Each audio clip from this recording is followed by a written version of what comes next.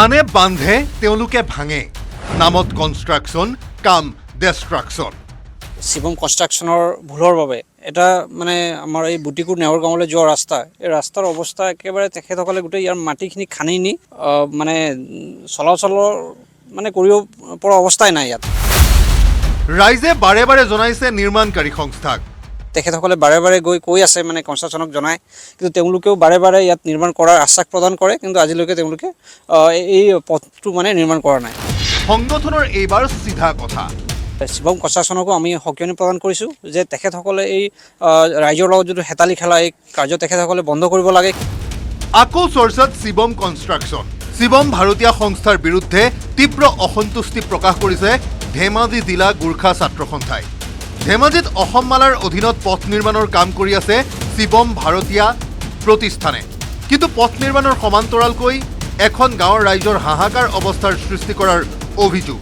বুটিকুৰ পুৰণা যি চিগাঘাট আছে, চিগাঘাটৰ এটা দৃশ্যাংশ দেখুৱাইছোঁ। তেওঁলোকে আচলতে যিখন ইয়াতে গোৰ্খা জনগোষ্ঠীৰ এখন গাঁও আছে, এই গাঁওখনলৈ যোৱাৰ যিটো পথ, এই পথটোৰ পুৰণি যিটো আচলতে পথ আছিল, সেই পথটোত তেওঁলোকে যি মাটি আছিলে, মাটি ইয়াৰ পৰা তেওঁলোকে খান্দি নি এক প্ৰকাৰ এই পথছোৱা এক প্ৰকাৰ জৰাজীৰ্ণ কৰি তুলিছে। মই এটা দৃশ্যাংশ দেখুৱাইছোঁ।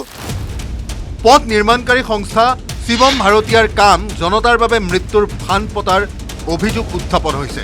স্থানীয় লোকৰ ভাষ্য অনুসৰি বুটিকুৰ চিগাৰ পৰা নেৱাৰ গাঁৱলৈ যোৱা এটি পুৰণি পকী পথত খেলি মেলি কৰিছে পথ নিৰ্মাণকাৰী সংস্থাই। পুৰণি পকী পথটোৰ কাষতে দমাই থোৱা হৈছিল মাটি। সেই মাটি নি শেষ হোৱাৰ পাছত নিৰ্মাণকাৰী সংস্থাৰ কুপত দৃষ্টি পৰিল চৰকাৰে আগে নিৰ্মাণ কৰি থোৱা এই পথছোৱাত। এবছৰ আগে খন্দা পথ মেৰামতি কৰি দিয়াৰ কোনো চিন মোকামেই নাই নিৰ্মাণকাৰী সংস্থাৰ। শিৱম কনষ্ট্ৰাকশ্যনে কৈছিলে বস্তুকেইটা মানে আকৌ খান্দি নিলে, গোটেই প্ৰথম মাটিটো ভৰাইছিলে, মাটি ভৰোৱাৰ পাছত খান্দি নিলে, লগতে ৰাস্তাটো খান্দি পেলালে। কিমান দিন হ'ল এইটো হ'ল এবছৰমানেই হ'ল চাগে। সিহঁতক আমি বহুতবাৰ জনালোঁ, হ'লেও কামটো কৰি নিদিলে মানে। গাঁওবাসীক কেৱল আশ্বাসৰ আভুৱাকে ভাৰি থকাৰ অভিযোগ শিৱম ভাৰতীয়াৰ বিৰুদ্ধে। এতিয়া গাঁওবাসীয়ে পৰিত্ৰাণ বিচাৰি কাষ চাপিছে স্থানীয় দল সংগঠন আৰু সংবাদ মাধ্যমৰ। ধেমাজি জিলা গোৰ্খা ছাত্ৰ সন্থাই পৰিস্থিতি পৰ্যবেক্ষণ কৰি গৰজি উঠিছে নিৰ্মাণকাৰী সংস্থাৰ বিৰুদ্ধে। বুটিকুৰ নেওৰ গাঁৱলৈ যোৱা ৰাস্তা, এই ৰাস্তাৰ অৱস্থা একেবাৰে তেখেতসকলে গোটেই ইয়াৰ মাটিখিনি খান্দি নি মানে চলাচলৰ মানে কৰিব পৰা অৱস্থাই নাই ইয়াত। সেইবাবে গাঁৱৰ ৰাইজৰ অভিযোগ আছিলে বাৰে বাৰে। আমি কৈছিলোঁ যে তেওঁলোকক আপোনালোকে শিৱম কনষ্ট্ৰাকশ্যনক মানে জনাওক বস্তুটো কি হৈ আছে, আৰু তেওঁলোকে কোৱা মতে তেখেতসকলে বাৰে বাৰে গৈ কৈ আছে মানে কনষ্ট্ৰাকশ্যনক জনায়, কিন্তু তেওঁলোকেও বাৰে বাৰে ইয়াত নিৰ্মাণ কৰাৰ আশ্বাস প্ৰদান কৰে, কিন্তু আজিলৈকে তেওঁলোকে এই পথটো মানে নিৰ্মাণ কৰা নাই। প্ৰসংগ উত্থাপন হৈছে শিৱম কনষ্ট্ৰাকশ্যনে দমাই থোৱা মাটিত খুন্দিয়াই প্ৰাণহানি হোৱা উদ্যমী মহিলা মণিকা সোণোৱালৰ। মাত্ৰ 2টা দিন পূৰ্বে দুৰ্ঘটনাত পতিত হৈ মৃত্যুমুখত পৰিছিল মণিকা। ইমান এটা ডাঙৰ ঘটনা ঘটি যোৱাৰ পাছতো নিৰুদ্দেশ নিশ্চল শিৱম কনষ্ট্ৰাকশ্যন। সেয়ে জিলা আগচুৰ সকিয়নি, শীঘ্ৰে ব্যৱস্থা গ্ৰহণ নকৰিলে চলিব সাংগঠনিক কাৰ্যসূচী।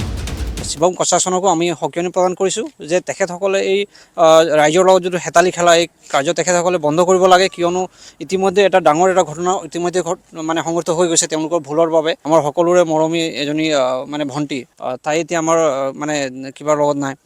সেইবাবে আমি যাতে তেনেকুৱা ধৰণৰ আৰু এটা দুৰ্ঘটনা ইয়াত সংঘটিত নহওক, সেইবাবে আমি তেখেতসকলক আমি আহ্বান জনাইছোঁ যে তেখেতসকলে সোনকালে এই পথটি তেখেতসকলে নিৰ্মাণ কৰি দিয়ে।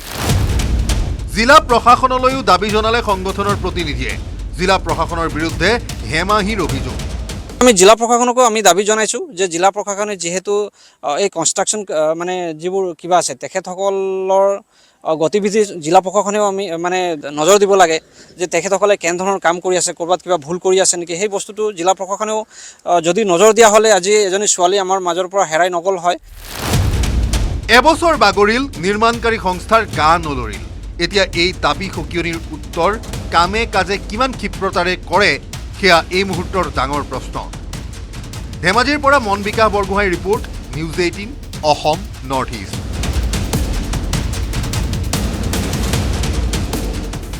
আপুনি বিচৰা বাতৰি পাব কেৱল নিউজ 18 এপত। নিউজ 18 এপ ডাউনলোড কৰিবলৈ স্কেন কৰক এই QR কোড। গুগল প্লে ষ্টৰতো পাব এই নিউজ